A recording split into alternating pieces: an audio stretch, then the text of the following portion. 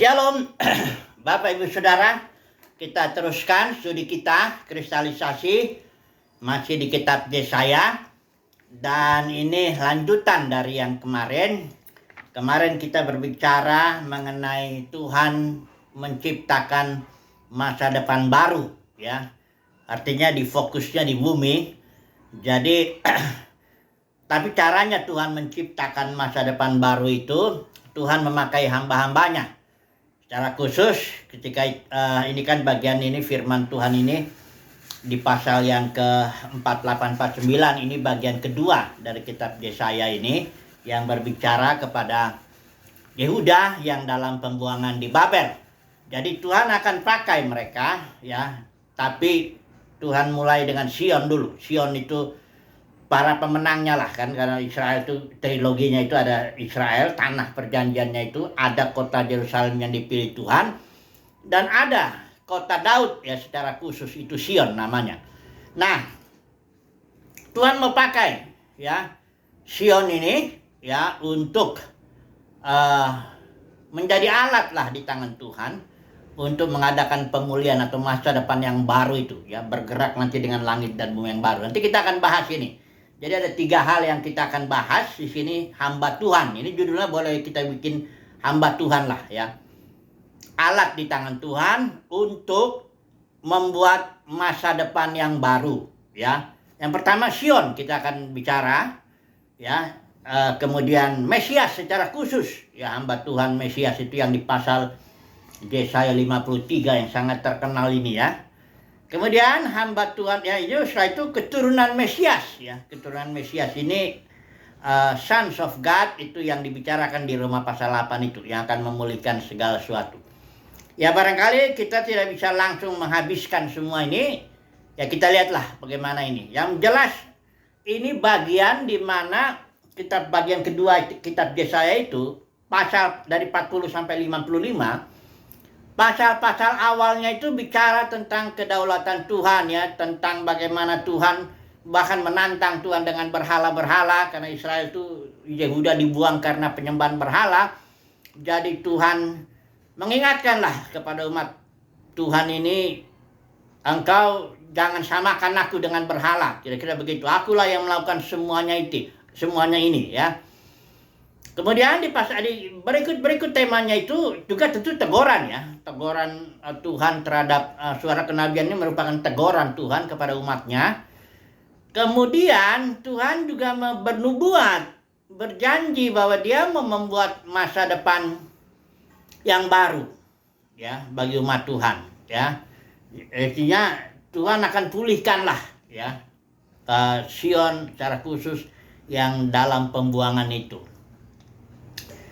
Kemarin juga kita sudah bahas bahwa untuk dipakai Tuhan, hamba Tuhan ini ya termasuk Sion ya, Mesias juga, dan juga putra-putra Elohim ini, itu perlu dapur penderitaan, kesengsaraan lah ya. Jadi kesengsaraan ini menjadi alat lah, bukan berarti kesengsaraan ini tujuan. Enggak, kita mengalami, semua hamba Tuhan mengalami pembentukan atau proses ya. Kalau di sini dikatakan, kita lihat kemarin itu dimurnikan ya. Ada di bagian yang ke pasal 49 ya. Ya, memurnikan pasal 48 ayat 10 sampai 11. Coba dulu kita baca lagi aja ya. Bagian ini bagian yang penting 48 ayat yang ke 10 ya. 10. Sesungguhnya aku telah memurnikan engkau, namun bukan seperti perak, tetapi aku telah menguji engkau dalam dapur kesengsaraan. Jadi setiap hamba Tuhan, baik Sion, baik nanti Mesias bahkan, maupun nanti putra-putra Elohim, itu semuanya harus dimurnikan. Dalam arti harus mengalami dapur kesengsaraan. Kalau Yesus itu, Mesias itu harus minum cawan yang dari Bapa ya, bukan karena dia itu dosanya ya, kalau itu lain lagi kan, nanti kita lihat.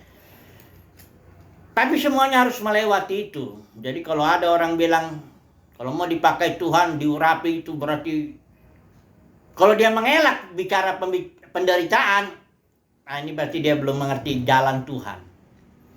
Ya, jalan Tuhan itu selalu memakai alat yang namanya penderitaan, dapur kesengsaraan untuk memurnikan. Bukan itu tujuannya ya, bukan sengsara itu tujuannya, enggak. Tapi itu alat yang harus dilalui, dialami ya, oleh semua orang yang akan dipakainya. Mari kita mulai dulu dari Sion ya. Barangkali ini kembali kita lihat di Sion ini. Pasal 49 ayat 8 ini dimulainya ya. 49 ayat 8 dikatakan di sini judulnya kalau LAI bikin Sion dipulihkan. Ya. Dikatakan di sini Sion ini di pasal 49 ayat 8 dikatakan aku telah membentuk dan memberi engkau menjadi perjanjian bagi umat manusia. Jadi bagi semua. Sion itu menjadi seolah perjanjian. Perjanjian apa? Tentu perjanjian pemulihan ini ya. Kalau dalam konteksnya kita lihat bagi siapa? Bagi umat manusia. Artinya Tuhan mau pakai Sion untuk jadi berkat bagi semua manusia, umat manusia. Perhatikan itu dia pasal 49 ayat yang ke-8 ini. Jadi bangsa-bangsa semuanya. Dan ini memang kalau kita tarik mundur cocok dengan perjanjian Abraham. Bahwa melalui engkau dan keturunanmu seluruh kaum di muka bumi akan diberkati. Jadi memang panggilan Israel dari zaman, karena Israel keturunan Abraham, itu memang sudah menjadi berkat, harus menjadi berkat. Yang itu panggilannya, bukan diberkati saja, tapi jadi berkat bagi seluruh kaum. Kalau kita tarik mundur lihat dari Keluaran 19 itu, perjanjiannya dengan Israel itu kan perjanjian berkat itu buat bagi orang lain ya. Ada 3 di situ, saudara bisa baca itu Keluaran pasal 19. Dikatakan begini tentang Israel. Yahweh mengatakan begini, aku akan menjadikan kau umat kesayanganku. Itu satu. Yang kedua, engkau akan menjadi bangsa yang kudus. Kudus itu artinya dipisahkan. Engkau tidak sama dengan bangsa-bangsa lain dalam arti engkau akan kupisahkan untuk maksud-maksudku, untuk rencanaku. Yang kita tahu bahwa rencananya adalah memberikan masa depan penuh harapan itu. Ya, langit dan bumi yang baru. Jadi Israel bangsa yang kudus. Yang ketiga, engkau akan kujadikan imamat atau imam-imam dan raja-raja. Raja-raja dalam arti kau karena diberkati, kau menjadi kepala, bangsa-bangsa lain menjadi ekor. Tapi bukan berarti itu penindasan, justru dia menjadi imam-imam juga. Ya, imam ini dalam arti membawa Yahweh kepada bangsa-bangsa dan membawa bangsa-bangsa kepada Yahweh. Itu suatu fungsi perantara yang jadi berkat itu artinya. Bagi seluruh, ya. Itu memang sudah panggilannya. Hanya karena Israel waktu itu di Gunung Sinai jatuh ke dalam penyembahan berhala anak lembu emas, itulah maka keimamannya jatuh ke suku Lewi ya, sehingga Israel sendiri perlu diimami lah dia. Suku-suku yang lain itu yang 11 itu jadi harus diimami ya. Padahal sebenarnya rencananya di Keluaran 19 itu Israel seluruh suku menjadi imam-imam ya. Sama dengan gereja juga seluruhnya tadinya imam-imam ya. Surat Petrus jelas, kamu adalah imamat yang rajani. Ya. Seluruh anggota gereja, imam-imam. Tapi karena gereja juga sudah jatuh, karena penyembahan berhala juga. Isabel, Biliam, Nikolaus itu penyembahan berhala nih, ajaran yang 3 ini. Ajaran sesat ini. Itu gereja jadi terbelah. Kalau Katolik itu jadi imam, ini ada umat. Kalau Protestan, nah ini pendeta, ini jemaat. Ya. Akhirnya yang berfungsi sebagai imam, yang gak semua anggota. Nah inilah yang kejatuhan banyak umat Tuhan nggak sadar bahwa gereja itu sebenarnya organisme yang seluruhnya aktif, seluruhnya imam-imam, seluruhnya raja-raja. Nggak ada yang bilang saya ini suku Lewi, apalagi kalau udah ngomong suku Lewi ya udah minta duit itu. Ujung-ujungnya ke perpuluhan juga ya.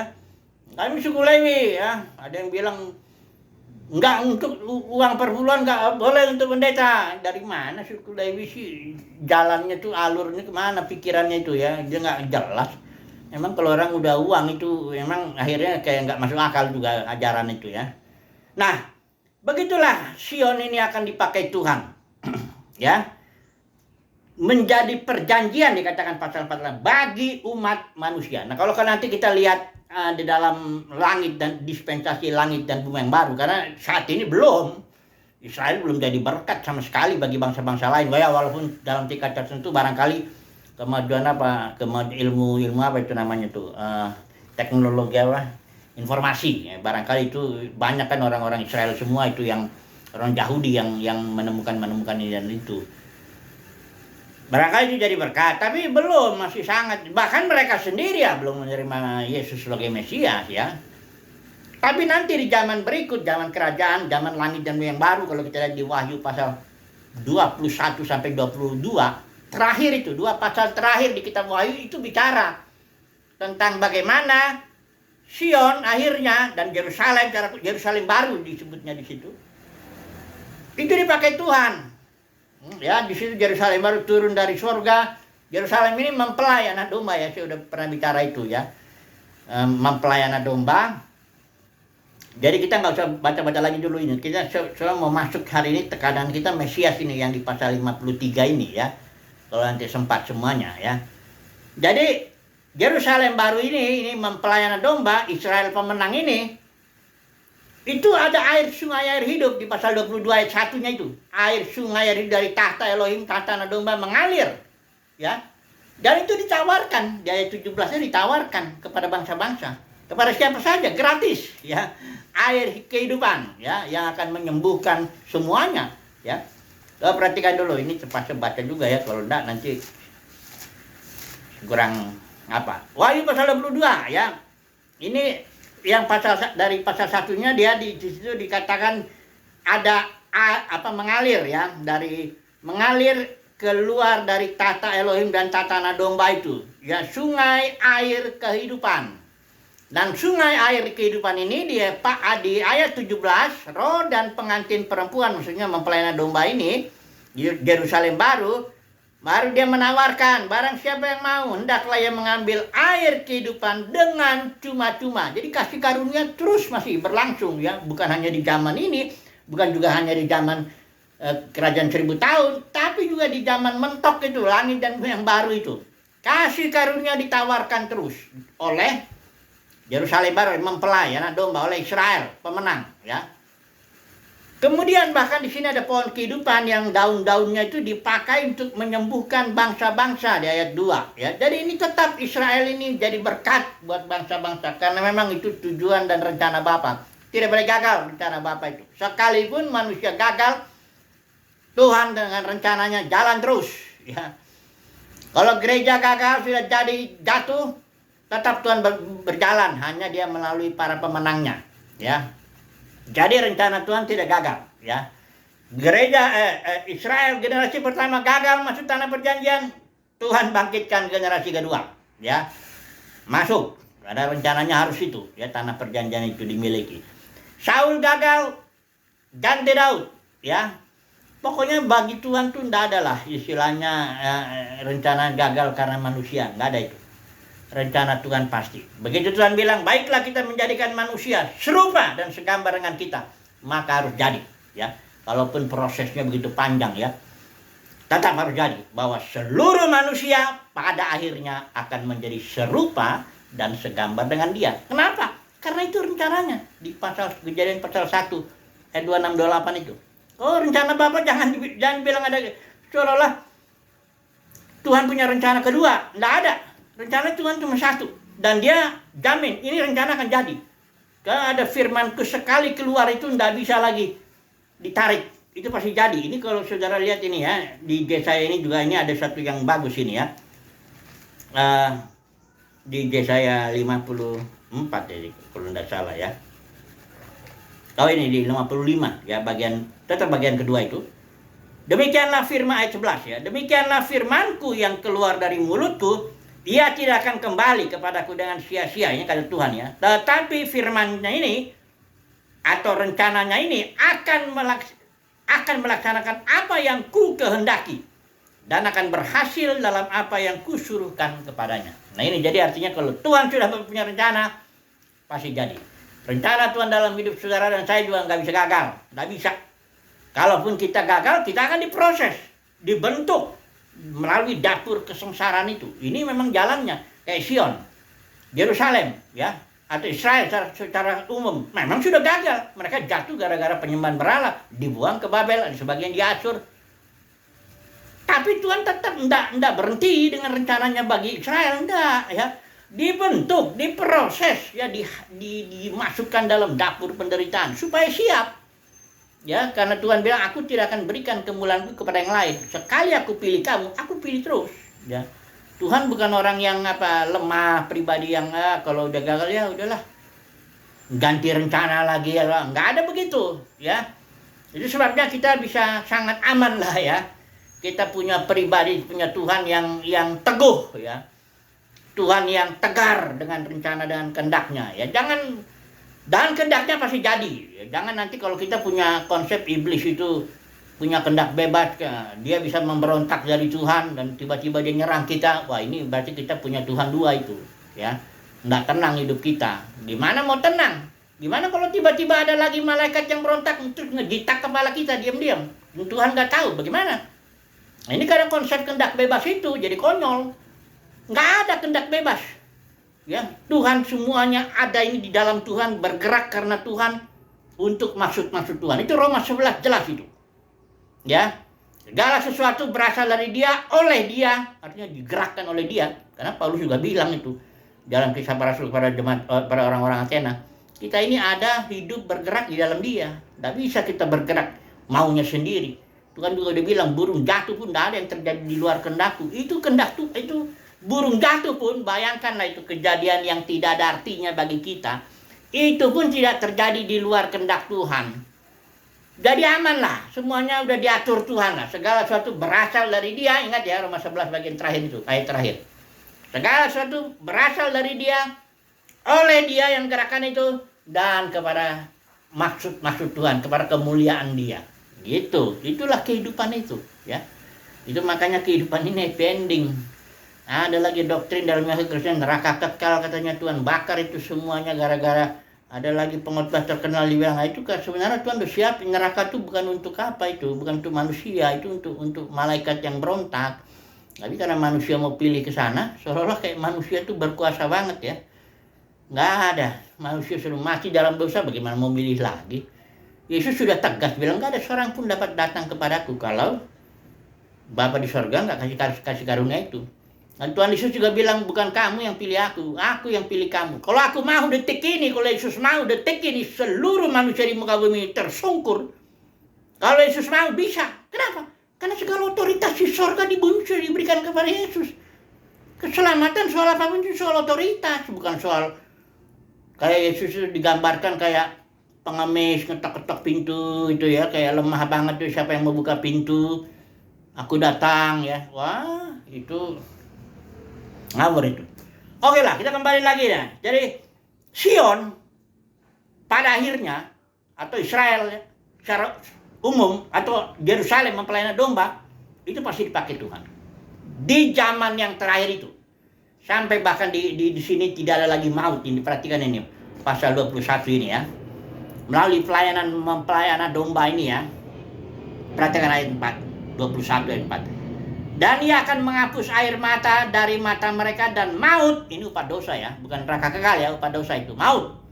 Maut tidak akan ada lagi, tidak akan ada perkabungan, ratap tangis atau duka cita, sebab segala sesuatu yang lama telah berlalu. Ini kenapa? Melalui pelayanan ini, mempelainan domba ini, Yerusalem baru yang turun dari sorga ke bumi. Tetap fokusnya bumi ya. Masa depan yang Tuhan ciptakan itu masa depan yang di bumi maksudnya. Karena dalam Kristenan sudah biasa itu. Orang kalau nanti katanya kalau mati kita akan diangkut, dievakuasi dari bumi ini. Bahkan ada ajaran rapture. Ya, sebelum katanya datang antikristus kita sudah diangkat. Kayaknya antikristus yang lebih hebat ini, ya. Enggak begitu, ya. Enggak ada ajaran-ajaran begitu ya. Sekarang kita udah waktunya kita memahami apa maksud Tuhan menempatkan kita di bumi ini. Supaya kita berkuasa menaklukkan segala sesuatu. Bahkan Tuhan sudah mau, Israel lihat nanti di Ibrani itu ya, pasal 2. Itu Tuhan sudah serahkan seluruh ciptaannya ke tangan manusia. Hanya sekarang belum. Baru Yesus itu yang segala otoritas surga di bumi. Nanti dia. Oke, sekarang kita masuk dulu ke Mesias. Seberapa kita sanggup nanti ya masuknya ya. Hamba Tuhan juga. Ini sekarang topiknya hamba-hamba Tuhan yang dipakai Tuhan untuk pemulihan masa depan yang baru ini, yang fokusnya di bumi itu, langit dan bumi yang baru ya.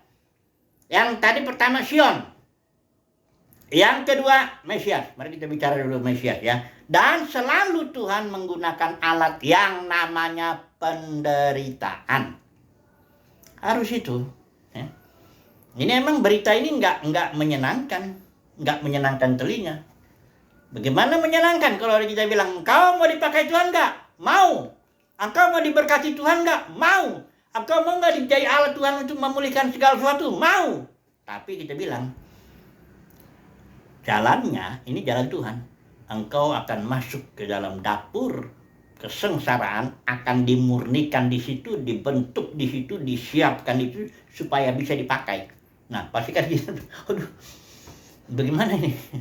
Karena dalam kekristenan berita itu, Tuhan baik. Engkau ikut Tuhan kaya, sehat, makmur, apa semuanya itu. Ya siapa yang gak senang dengar yang begitu? Ya, itu kalau Rasul Yohanes bilang mereka ini orang dunia nih. Ini guru-guru palsu nih yang gampang mengenalinya. Gimana caranya ngenalin guru palsu itu? Gampang. Dia pasti akan bicara tentang kasih karunia Tuhan, kebaikan Tuhan, kemurahan Tuhan, tapi diarahkan kepada hal-hal yang jasmani. Ya, dan dia nggak akan bicara soal penderitaan. Bahwa manusia mau dipakai Tuhan harus diremukkan, dibentuk, didisiplin lewat penderitaan. Mesias saja mengalami kok. Kok dia mau lain sendiri? Kayak Yesus bilang seorang murid nggak lebih dari gurunya. Ya, kok gurunya tuh, dan dia menderitanya bukan karena siapa, lewat dunia keagamaan juga. Yudaisme, yang bunuh Yesus itu Sanhedrin ya. Kayafas dengan anggota yang 70 itu, hanya mereka karena tidak punya hak untuk menghakimi sampai mati, maka mereka datang ke Pilatus. Orang Roma pada waktu itu nggak boleh orang Yahudi punya hak menghukum mati, nggak boleh. Itu waktu mereka menghukum mati Stefanus itu, Sanhedrin itu, yang Saulus di situ sebagai yang jaga pakaian orang lemparin batu itu ilegal itu. Karena udah nggak tahan dia ngelihat Stefanus penuh kemuliaan Tuhan, nggak bisa dibantah, udah geram dia. Itu pelanggaran itu, nggak boleh. Karena orang Roma tidak kasih hak untuk mahkamah agama itu menghukum mati orang. Tapi kalau mau cambuk ya 39 kali itu boleh. Kalau dianggap sesat sama mahkamah agama ini cambuk aja itu orang. Paulus sekali kena itu boleh. Nah karena mahkamah agama ini nggak punya hak untuk menghakimi, membunuh, maka dia bawalah Yesus ke Pilatus. Ya ini kenapa saya harus ngomong begini? Ini karena pengakuan iman kita itu, kredonya juga agak menyesatkan itu. Kredo itu bilang, barangkali itu di tahun 320 ya, di Milan kali ya, itu waktu itu dirumuskan lah kredo, pengakuan iman rasuli bilangnya sih. Kalimatnya bagaimana? Dia bilang begini, aku percaya dan kepada Yesus ini, yang mati, yang menderita di bawah penderitaan, di bawah pemerintahan Pontius Pilatus. Memang benar Yesus itu menderita di bawah pemerintahan Pontius Pilatus. Tapi pertanyaan, siapa yang bunuh Yesus itu? Yang bikin Yesus menderita di salib itu sampai dihukum, sampai mati itu siapa yang bikin itu? Itu kalau pelaksananya aja tentara Roma. Bukan itu mastermind-nya. Otaknya itu pembunuhan itu si Kayafas itu dengan seluruh timnya itu yang 70 itu. Dan seluruh pemimpin Yahudi lah. Ahli Taurat, orang Farisi. Makanya Yesus bilang, ahli Taurat, orang Farisi, engkau tuh bapakmu iblis. Kenapa? Karena iblis itu pembunuh. Iya, kau anakmu. Ya anaknya lah, kau bunuh aku juga. Ya itu, makanya. Jadi kalau kita bilang Yesus itu menderita sengsara di bawah pemerintahan Pontius Pilatus, ini enggak. Kalau saya nanti, misalnya saya punya hak mengoreksi kredo itu, pengakuan iman rasul, saya akan bilang, Yesus yang menderita dan dibunuh oleh mahkamah agama, yaitu ahli Taurat, Kayafas itu. Sebut dulu, biar jelas siapa otaknya itu. Barulah sebagai alatnya Pilatus dan tentaranya, gitu. Supaya jelas bahwa, bahkan Yesus bilang, kau juga akan menderita. Dan bukan karena melewati penjahat-penjahat kau menderita. Engkau akan menderita oleh dunia keagamaan di zamanmu itu. Kalau Rasul Yohanes itu dibuang di Pulau Patmos, itu gereja yang udah jatuh. Yang Rasul Yohanes menyebutnya istilahnya dunia kekristenan. Ya, nah, itu kalau mau diceritain dunia kekristenan di kitab Wahyu itu dibilang perempuan yang mabuk oleh darah saksi-saksi Yesus. Perempuan itu gereja pelacur yang dibilang itu gereja yang udah jatuh. Itu minum darah saksi-saksi Yesus. Hamba Tuhan sepanjang sejarah gereja itu, secara gereja yang udah jatuh itu darahnya tuh banyak sekali. Martin Luther juga sebenarnya sudah mau, kalau enggak karena diselamatkan, barangkali dia juga kena tiang pembakaran juga tuh. Ya. Ada satu yang nerjoin Alkitab apa siapa? John Wycliffe apa itu siapa? Itu mati betul itu, dibakar itu. Ya. Mari kita masuk Mesias. Barangkali kita enggak bisa langsung besok kali ya. Mesias ini kita bicara secara ini di pasal 53 soalnya dia ini ya. Mesias ini aja di pasal 23. Tapi saya mau tekankan dulu sekarang bahwa Tuhan mau menciptakan masa depan baru, dan itu di bumi. Masa depan baru itu apa? Langit dan bumi yang baru. Itulah masa depan kita, umat manusia itu, di mana kita akan memerintah semuanya. Semua umat manusia akan memerintah alam semesta ini yang dahsyat ini. Segala makhluknya juga itu, semua kita taklukkan. Itulah masa depan yang baru, yang sesuai dengan rencana Bapa semula. Sesuai itu. Baiklah kita menjadikan manusia serupa segambar dengan kita, supaya mereka berkuasa atas segala sesuatu. Itulah rencana Bapa, dan itulah dia masa depan yang baru itu. Fokus bumi. Ya, karena memang Tuhan Bapak itu fokus rencananya itu bumi. Baiklah kita menjadikan manusia serupa segambar dengan kita, supaya mereka berkuasa atas seluruh bumi, yang merayap di bumi juga ya. Bumi ya, bukan sorga. Sorga itu nanti turun. Sorga itu kan tempat di mana dimensi, di mana tahta Elohim di situ. Jadi kalau kita sebagai warga kerajaan sorga, sekarang kita sudah menjadi warga kerajaan. Bukan tunggu mati dulu baru masuk sorga, enggak. Sekarang ini, kalau memang benar kita menyerahkan hidup kita kepada tahta Elohim, diatur hidup kita, beribadah mengikuti anak domba kemana saja dia mau, diatur oleh tahta kita sudah betul-betul menjadikan dia Tuhan yang atur hidup kita. Nah itulah kita sudah di dalam kerajaan sorga itu. The kingdom of God is within you. Bukan hanya di dalam kerajaan sorga itu, tapi dia udah memerintah hidup kita. Itu akan kita bawa, kita manifestasikan di muka bumi ini. Kelak nanti datang itu ya. Waktu saya sudah habis, tapi yang penting itu tekanannya ya. Hari ini tema kita hamba Tuhan, tapi baru hanya bicara Sion dulu. Nanti Mesias besok, secara khusus kita bicara itu ya. Yang jelas Tuhan mau menciptakan masa depan baru, fokusnya di bumi, yaitu langit dan bumi yang baru. Tapi dia mau pakai hamba-hamba yang dipilihnya. Dan hamba-hamba yang dipilihnya ini harus melalui dapur kesengsaraan, termasuk Mesias. Kalau saya baca dulu terakhir dulu, Yesaya 53 tentang Mesias ini. Semua percayalah para ahli ini ayat pasal ini tentang Mesias, Yesus itu. Yesaya 53 ayat 10, saya baca dulu ya. Tetapi Tuhan berkehendak meremukkan dia, yang maksudnya Mesias itu ya, dengan kesakitan. Ya, Yesus jadi menderita, diremukkan. Memang alatnya itu, yaitu si santirin dan sebagainya itu. Tapi sebenarnya inilah kehendak Bapa. Ngeri ya, tapi memang begitu. Karena Yesus bilang tuh, cawan yang diberikan Bapa kepadaku, cawan penderitaan itu, ini diberikan Bapa kepadaku. Masa nggak aku minum? Ya, di Taman Getsemani itu Yesus bergumul. Ini antara cawan dan kehendak Bapa. Ditanya, jika mungkin, ini Yesus bukan orang yang senang menderita, enggak. Dia senang kehendak Bapa. Dia pilih kehendak Bapa, bukan dia pilih penderitaan.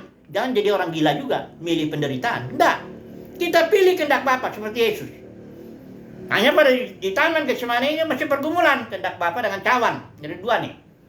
Yesus bilang, sekiranya mungkin, inilah kehendak Yesus bilang, biarlah cawan ini penderitaannya lalu daripada aku. Karena dia sebagai manusia juga, siapa yang suka menderita begitu. Tapi katanya, jangan kehendakku, kata Yesus, tapi kehendak-Mu lah Bapa yang jadi. Kemudian setelah 2-3 kali menyatulah ini, seolah-olah begini ya. Kehendak Bapa adalah engkau minum cawan ini. Itu makanya Yesus bilang, ketika Petrus coba-coba bela itu dengan pedang potong telinga orang, Yesus bilang, apakah aku nggak bisa kalau aku mau panggil 12 pasukan tuh bunuh ini semua orang? Tapi enggak, aku nggak mau itu, karena kehendak Bapa ini cawan, aku harus minum. Jadi Yesus bukan memilih penderitaan, Yesus memilih kehendak Bapa. Kita juga begitu, semua hamba-hamba Tuhan diproses bukan karena kita pilih penderitaan. Ngapain pilih penderitaan? Gila apa? Tapi kita pilih kehendak Bapa karena memang kehendak Bapa begitu, kita harus jalanin. Sebab itu kehendak Bapa, karena kita senang kehendak Bapa. Ya, itu orang pilihan Tuhan pasti senang. Ada lagunya I delight to do thy will. Ada juga di Mazmur itu. Ya, aku senang melakukan kehendak-Mu Bapa. Walaupun kehendak-Mu itu meremukkan kedaginganku, memproses aku, memurnikan aku senang. Bukan aku senang penderitaan. Aku senang kehendak-Mu Bapa. Nah, itu dia. Puji Tuhan lah, jadi Tuhan pakai hamba-hambanya. Sion ini besok kita akan bicara soal Mesias. Haleluya. Amin.